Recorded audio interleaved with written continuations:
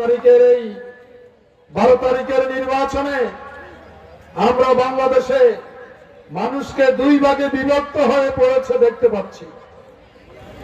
এক ভাগ জনগণ হচ্ছে ভারতের পক্ষে, আওয়ামী লীগের পক্ষে, নৈক্য চাঁদাবাজদের পক্ষে, আর আরেক ভাগ হচ্ছে দেশের পক্ষে, স্বাধীনতার পক্ষে, উন্নয়নের পক্ষে, বৈষম্যহীন একটি কল্যাণধর্মী সমাজ কায়েমের পক্ষে।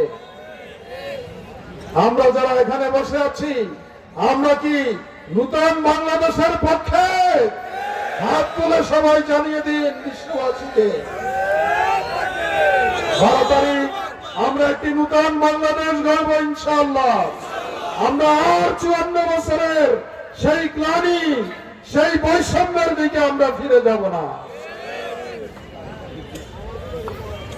এই জন্য দুটো জোট হয়েছে,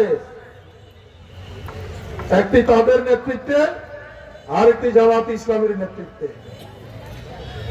গত কয়েকদিনে আমরা দেখলাম যে ওনাদের সাথে যারা জোট করেছে তাদেরকে সিট দিয়েছে, সিট দেওয়ার পর আবার নিজেদের দলের লোকও সেই সিটে দাঁড় করাই দিয়েছে, যার কারণে মান্না সাহেব চলে আসলেন, আব্দুর রব সাহেব চলে আসলেন, আরো এরকম যাদেরকে ভিড়াইতে চেষ্টা করেছেন তারা এখন এই জোটে আর নাই।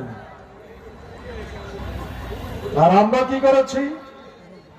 আমরা তো এটা করতে পারতাম, 5-6টা দিয়ে জোট করতাম, আমরা এটা করি নাই।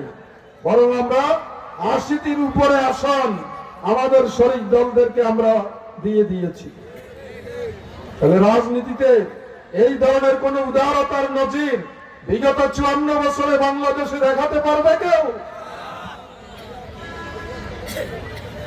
আমরা যে জোট করেছি, এই জোটে 71 সনের ফ্লেভার রয়েছে।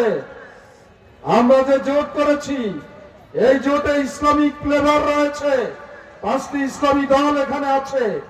আমরা যে জোট করেছি, 24-এর আন্দোলনের, জুলাই আন্দোলনের চেতনা এখানে রয়েছে।